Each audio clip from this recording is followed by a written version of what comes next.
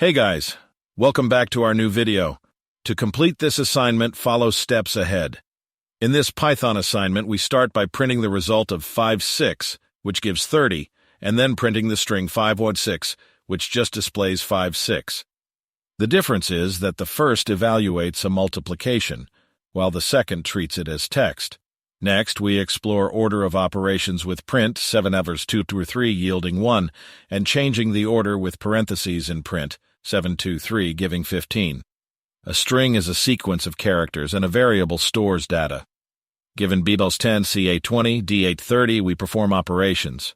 Print b+c-d results in 0, print c+d+b results in 60, and print dc results in 10. Finally, dividing d by b with print db gives 3.0.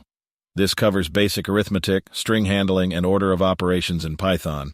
If you need our help, we provide two types of solution services. First service is an old solution we already have, but that might prompt as plagiarized when someone tries to submit because it has already been used. Second service is to complete it using your given start file and do it completely original.